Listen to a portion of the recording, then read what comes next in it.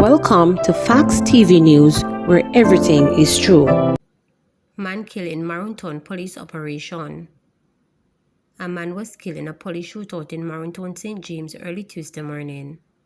It is reported that about 3:30 a.m., a police team was on operation in the Shawcastle area of Maroontown when they came under heavy gunfire. The police say a heated gun battle ensued with a group of men for several hours. After the shooting subsided, the man was discovered suffering from gunshot wounds. The police say an illegal firearm was taken from him. He was taken to hospital where he was pronounced dead. The Independent Commission of Investigations has commenced an investigation into the shooting. Haitian national charged with illegal entry to be returned home. The Portland police have charged 29 Haitian nationals who illegally arrived by boat last week. They were taken to the Portland Parish Court on Tuesday. The 24 men and 5 women were jointly fined $7,000 or 3 days of hard labor after they appeared before the court. The police say arrangements are being made by the Passport, Immigration and Citizens Agency (PICO) to have the Haitians return to their homeland. Police believe that the Haitians had embarked on their journey for Germany, Haiti approximately 14 days ago. They arrived at Boston Beach in Portland on Monday, July 10 at about 1:40 p.m. Residents reportedly spotted a vessel carrying the group near the beach and helped them ashore. They were processed and sent to a facility in neighboring St. Mary for temporary shelter while assessments were done as to their health and security status. Gunshot victim points out injured 17-year-old as shooter, teen detained at hospital. A 17-year-old student was taken into police custody following the shooting of a 39-year-old man of Dowes District in Anoto Bay, St. Mary Monday night. The teen was held after he turned up at hospital with a gunshot wound and was pointed out by the victim, reporters understand. Reports are that around 10 p.m., a construction worker was at home when he heard a strange sound outside and went to investigate. It is reported that the construction worker was approached by a gunman who shot him in the neck. The injured man then held onto the firearm and struggle ensued, and another round was discharged. The injured construction worker ran off and collapsed at the roadway and was assisted to hospital, where he was treated and admitted in serious condition. The police were summoned to the scene of the incident, and while searching the crime scene, they found the 17-year-old about 15 meters away, suffering from what appeared to be gunshot wounds to his chest. He was rushed to the same hospital for treatment. While there, he was pointed out by the construction worker as the shooter. He was then taken into police custody, treated and admitted. Police believe the teen might have been shot during the struggle with the injured man. Roman Catholic priest accused of sexual abuse remanded. St. Catherine Parish Court Judge Natalie Query-Dixon has asked for documentation of the criminal history of Kenny Roman Catholic Prince Lawrence, who is accused of allegedly sexually assaulting a 12-year-old girl. The request was made when the 39-year-old made his first court appearance. Lawrence, who is charged with rape, sexual grooming, having sexual intercourse with a person under 16, and abduction, was remanded to return to court on July 19. He was represented by attorney at law Charles Williams. Allegations are that Lawrence sexually abused a child on the compound of the church, which is located in Portmore, St. Catherine, on several occasions in April. The matter was reported to the Police Center for Investigations of Sexual Offenses and Child Abuse. An investigation was launched, which resulted in the arrest of the clergyman.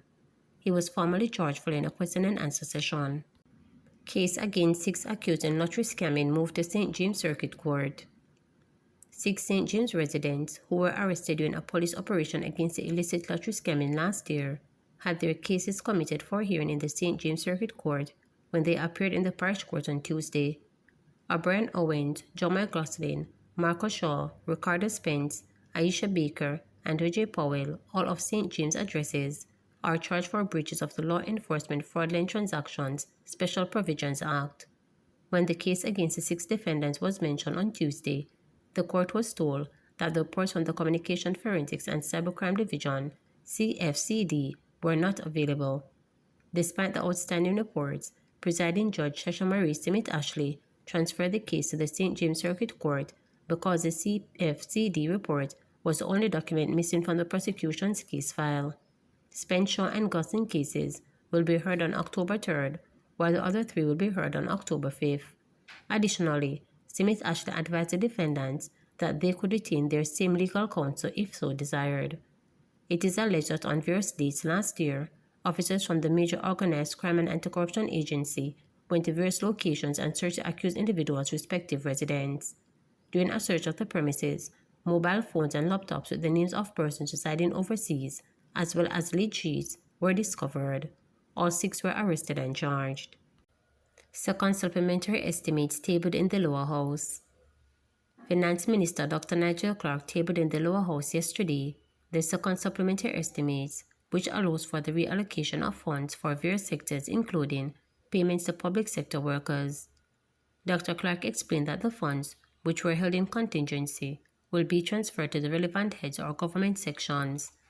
He said the estimates also allow for payment of one-off grant to some entities, including the National Water Commission. The estimates will be pre-used. All Parliament Public Administration and Appropriations Committee will meet at midday ahead of the sitting of the lower house at 2 p.m. today.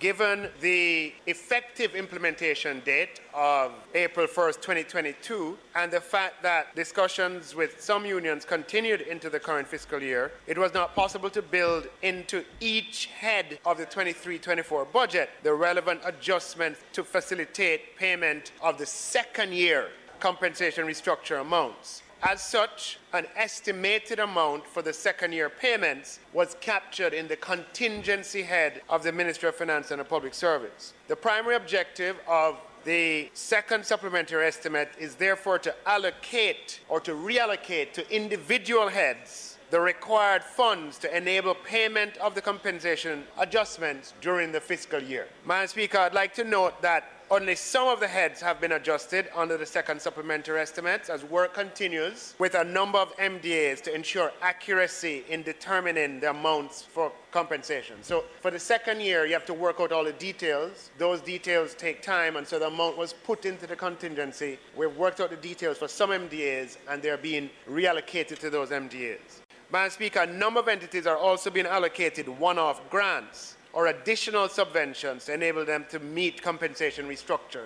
These are entities that have other sources of revenue that normally finance their activities that need central government support at this time. Also being addressed under the second supplementary estimates are consequential adjustments arising from changes in the assignments of subjects and departments and agencies of other public bodies. The second supplementary estimate therefore provides, 1, the transfer of $14.8 billion from the contingency allocation under the Ministry of Finance and the Public Service to a number of MDA heads for Object 21 compensation of employees. The addition of $8.9 billion to recurrent programs, primarily to facilitate the payment of compensation restructure as follows: $1.5 billion to municipal corporations, $1.7 billion to the National Water Commission, $750 million to the Urban Development Corporation, $445 million to the JUTC and Mobile Metro, $990 million to the NSWMA, $166 million to the Golden Age Home, $167 million to the Poor Relief Officers, and $298 million to infirmaries. Please remember to subscribe, like, share, and click the